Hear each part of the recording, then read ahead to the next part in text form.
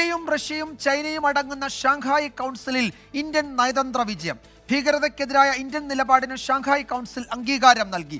പഹൽഗാം ഭീകരാക്രമണത്തെ ടിയാൻജിൻ പ്രഖ്യാപനം അപലപിച്ചു.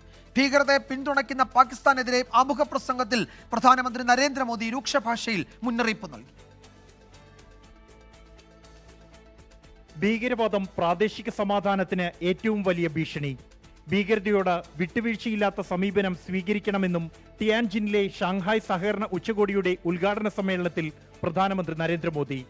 മാനുഷികതയ്ക്കെതിരായ ആക്രമണമാണ് പഹൽഗാമിൽ നടന്നതെന്ന് പറഞ്ഞ മോദി, പാക് പ്രധാനമന്ത്രി ഷെഹബാസ് ഷെരീഫിന്റെ സാന്നിധ്യത്തിൽ ചില രാജ്യങ്ങൾ ഭീകരവാദത്തെ പരസ്യമായി പിന്തുണയ്ക്കുന്നുവെന്ന് വിമർശിച്ചു.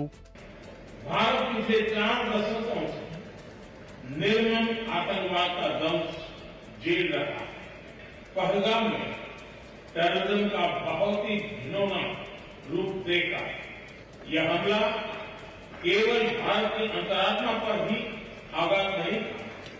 പഹൽഗാം ഭീകരാക്രമണത്തെ ടിയാൻജിൻ പ്രഖ്യാപനം അപലപിച്ചു. ഭീകരതയ്ക്കെതിരായ പോരാട്ടത്തിലെ ഇരട്ടത്താപ്പ് സ്വീകാര്യമല്ല. അതിർത്തി കടന്നുള്ള ഭീകരവാദത്തെ ചെറുക്കാൻ അന്താരാഷ്ട്ര സമൂഹത്തോട് ആഹ്വാനം ചെയ്യുന്നതായിരുന്നു ടിയാൻജിൻ പ്രഖ്യാപനം. അമേരിക്കയുടെ തീരുവ യുദ്ധത്തിനിടെ ഏകപക്ഷീയമായ നടപടികളെ ശക്തമായി എതിർക്കുന്നുവെന്നും ഷാങ്ഹായ് സഹകരണ ഉച്ചകോടിയുടെ സംയുക്ത പ്രഖ്യാപനത്തിലുണ്ട്. 24 ഡൽഹി. ലോകത്തെവിടെയായാലും ഏത് സമയത്തും 24 വാർത്തകളും ഓഗ്മെന്റഡ് റിയാലിറ്റി പാക്കേജുകളും എക്സ്പ്ലെയിനറുകളും വിശദമായി കാണാൻ ഞങ്ങളുടെ യൂട്യൂബ് ചാനൽ നിങ്ങൾക്ക് സബ്സ്ക്രൈബ് ചെയ്യാം.